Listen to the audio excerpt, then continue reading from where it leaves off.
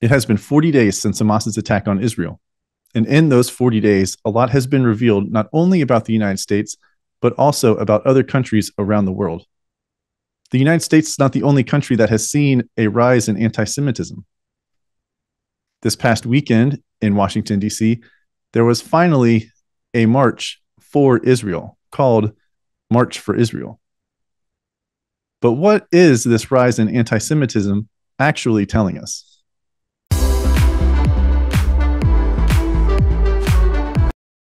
Welcome to Counterthought. This is episode 100. I felt like I should mention it because a lot of people consider that a milestone, whether it comes to your age or maybe the number of days you have been pursuing a goal, or in this case, the number of episodes for a podcast.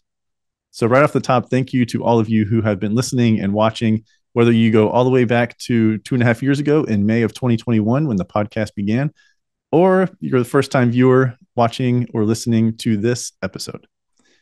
So thank you for all of your support. It has been 40 days since Hamas's attack on Israel.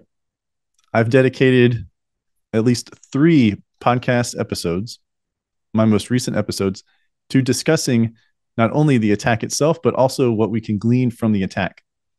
I've stated in those episodes that the masks have been revealed or removed to reveal people's true character.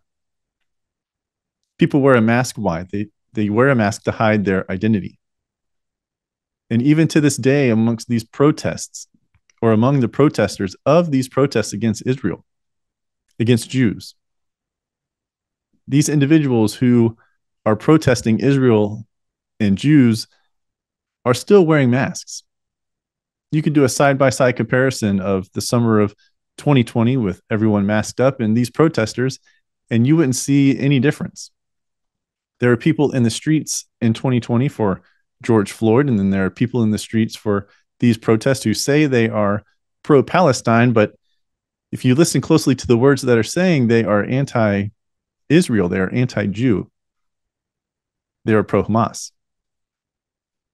So while the protesters, and a lot of them, shield and hide their true identity because they know that there would be consequences or could be consequences for having their face to be visible at these protests, I want to talk about in this episode the true rise in anti-Semitism, not only in the United States of America, but also around the world. The United States of America is not the only country who is dealing with the Hamas attack on Israel.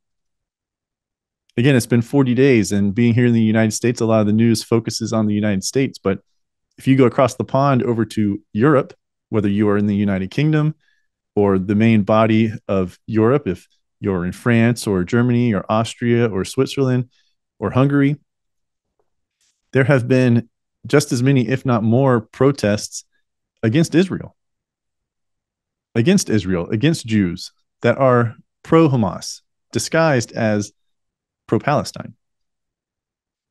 But before we talk about those protests, I want to focus on a protest that occurred this past weekend in the United States, in Washington, D.C. It is called the March for Israel. Originally, the people who put on the protests, they thought that there was only going to be about maybe 60, 70, 80,000 people. The organizers, there's the word. The organizers of the protest thought there would only be about maybe 60, 70, 80,000 people. Well, reports are that the turnout was actually around 290,000 people showed up for the March for Israel in Washington, D.C. on Tuesday. Not only that, it was 290,000 plus a live stream. So if you could not be at the protest or at the march, if you could not be at the March for Israel, then you could watch it live. And there were numerous individuals who spoke.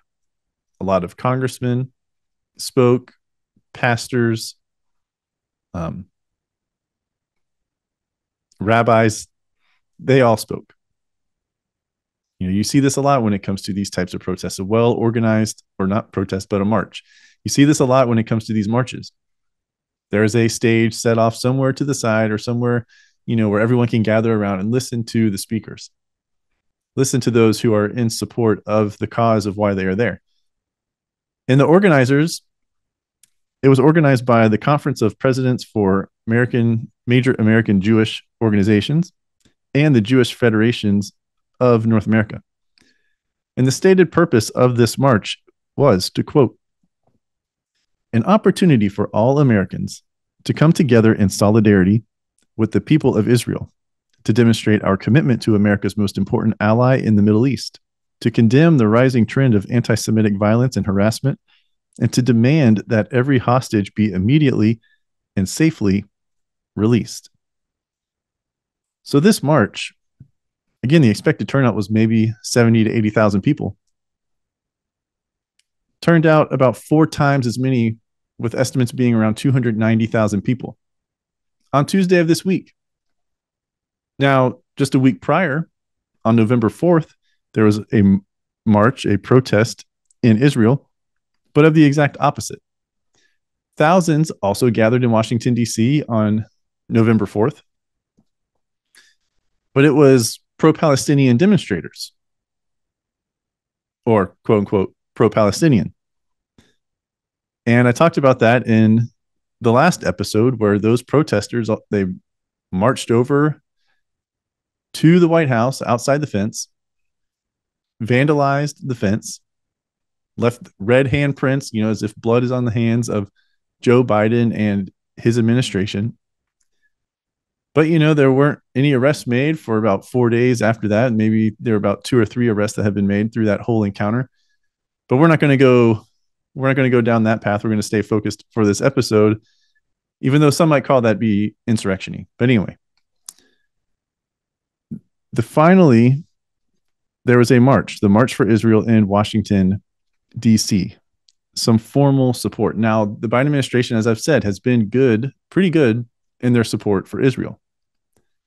But that has not slowed down any of the radicals or the progressives within his party, especially a whole bunch of Gen Zers that are wanting Biden to stop.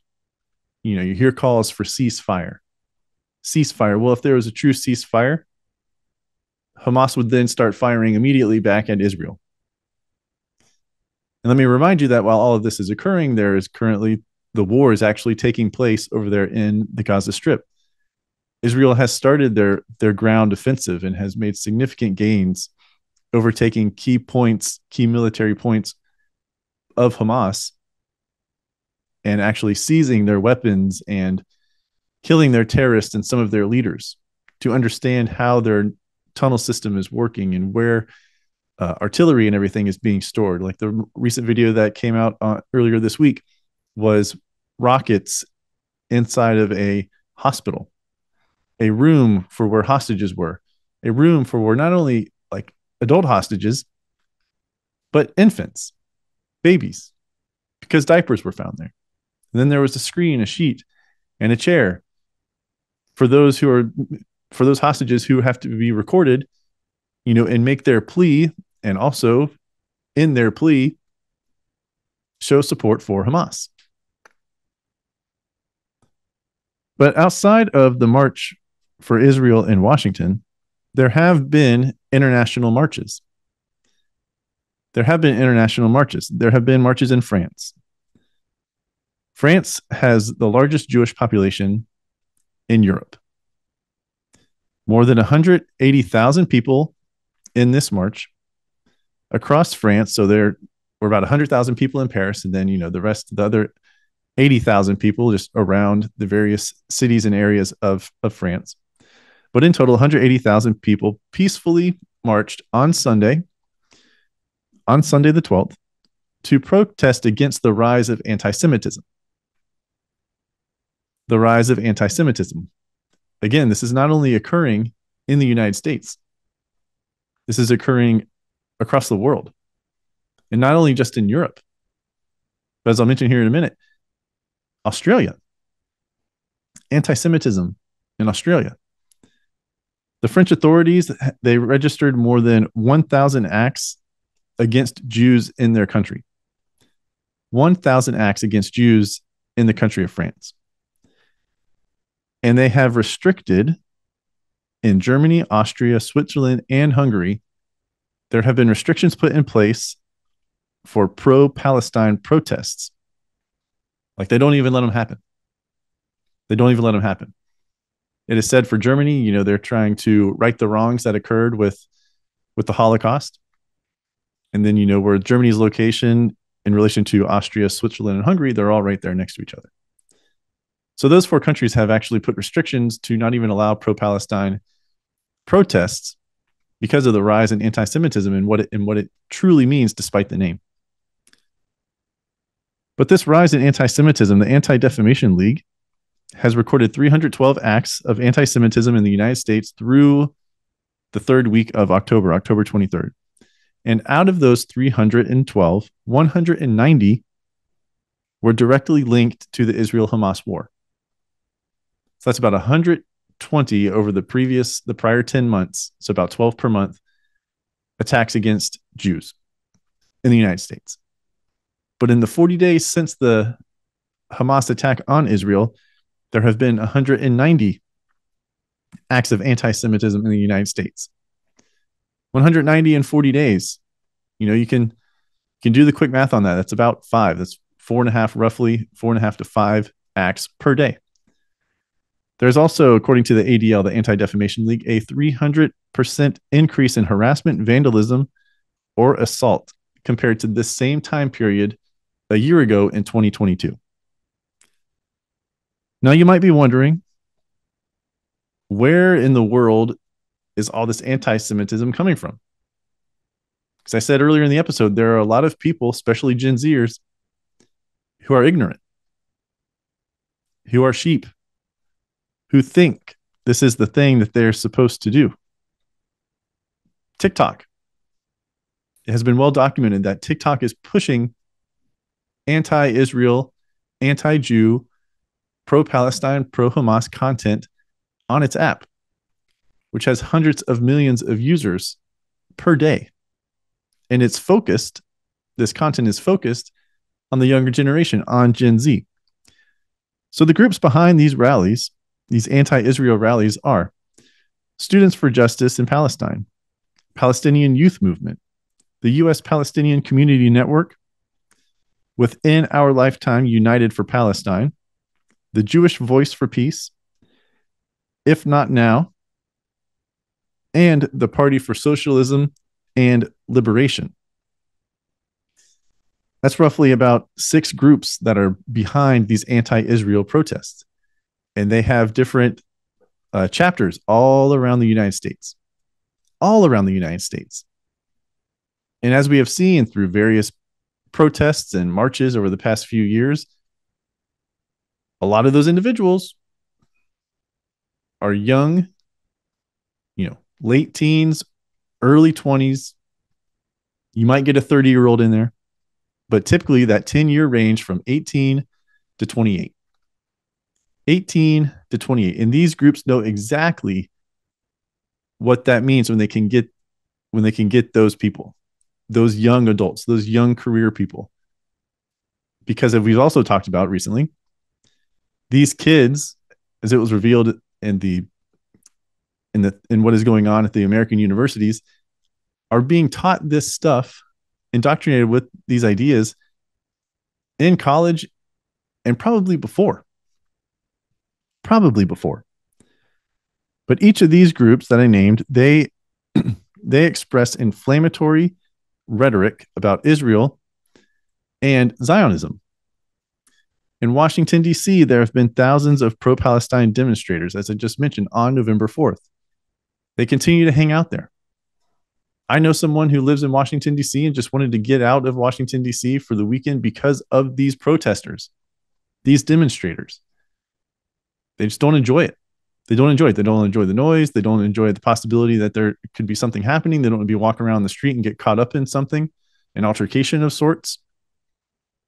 They don't want to be attacked just walking down the street. So they left town. London had Armistice Day, which is the same day, November 11th, as our Veterans Day. Armistice Day goes back to World War I, and about 300,000 to 800,000 people were marching were demonstrating in London calling for a ceasefire. That's what they said. But if you've watched any videos of this large protest, this large demonstration, again, we're talking hundreds of thousands of people in London this past weekend. You start to look at some of these videos, and it doesn't quite look like calls for a ceasefire. It looks more like a mob. In certain parts of the demonstration, there were mob protesters. There's a video of this hundreds or thousands of these mob protesters chasing down and following a London official down the street, yelling and screaming at this London official for their take, their views, their stance on the Israel-Hamas war, chanting and running after them down the street. And even in Australia, again, this is not confined. The rise in anti-Semitism is not confined to the United States or to Europe. In Australia, so we're talking going all the way on the other side of the globe. Melbourne and Sydney, Australia, had large pro-Palestinian protests. Melbourne and Sydney, some of the largest cities in Australia. So much so that there had to be an evacuation of a synagogue. A synagogue had to be evacuated because of threats against Israel and Jews in Australia. In Australia, which we're talking about thousands and thousands of miles from where this is occurring in the Middle East. And then American universities. I have an entire episode about what is happening or what has happened, what has occurred in American universities. The episode that I created about 2 or 3 episodes ago was about whether or not students that are part of groups at Harvard should be expelled from school for being anti-Israel and supporting Hamas. Go back and listen to the episode. I'll actually link it at the end of this episode. If you watch this on YouTube, then you can find in the end card at the very end of the episode, there will be a link to that episode. I think it was around episode 90, 98, 97. But American universities, there are many of them. There's Dartmouth, Columbia, Harvard, Brandeis, and the University of Florida, my alma mater. My alma mater this past week, they had to, so there's a teaching assistant, a grad assistant who is a teaching assistant, committed vandalism on a sign on the Jewish fraternity on campus at the University of Florida. Now, the police say, hey, you can freedom of speech and stuff, right? Like you have your right to protest and all that, but vandalism is not a right. So he was arrested. He's facing, I believe it is 2 misdemeanor counts. He'll have his day in court. But what could ultimately happen is he'll lose that teacher assistantship and potentially be banned from the school for 3 years. For 3 years. There are many donors, billions upon billions of dollars in total, that are being pulled from these large universities, from these Ivy League schools, from these expensive higher education. And I'm glad to see that. We are well familiar with the phrase, put your money where your mouth is. And that is what these people are doing in defense of Israel. I still don't quite understand. I mean, the Democrat Party as a whole, I guess, at least those in Congress, so the representatives and the senators, are doing a pretty good job standing with Israel. But a lot of these Ivy League schools, those who go on to be very wealthy, disproportionately wealthy based on the amount of the population of Jews in this country, so many graduates, alumni of these universities are Jewish, and they donate back to the school. We're talking billions upon billions of dollars of these endowments for these universities.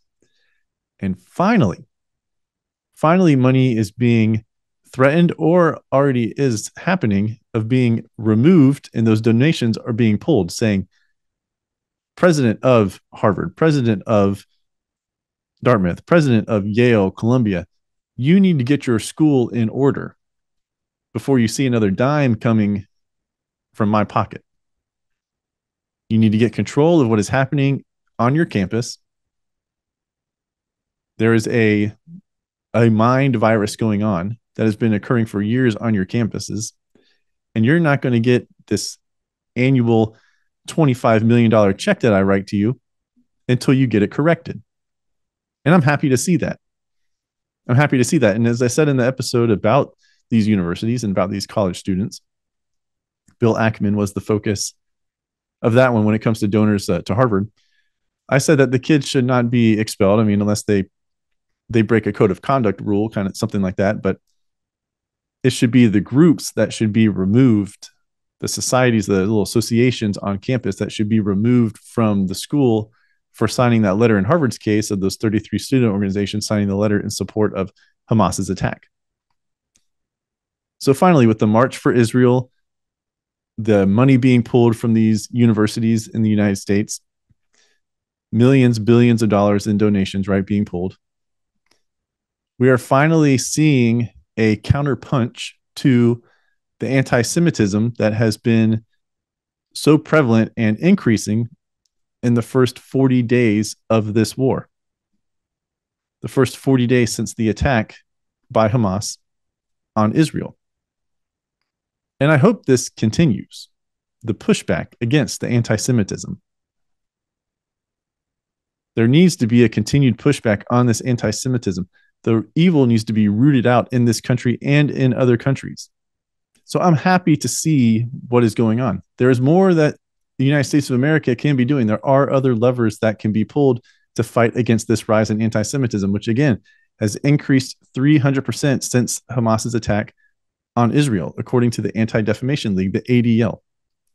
And these groups, those 6 or 7 groups that are rattled off that are behind the anti-Israel protests and demonstrations, they also need to continue to be exposed and rooted out. The masks have been pulled off. We have discovered this mind virus, this disease that is in our country and in other countries around the world.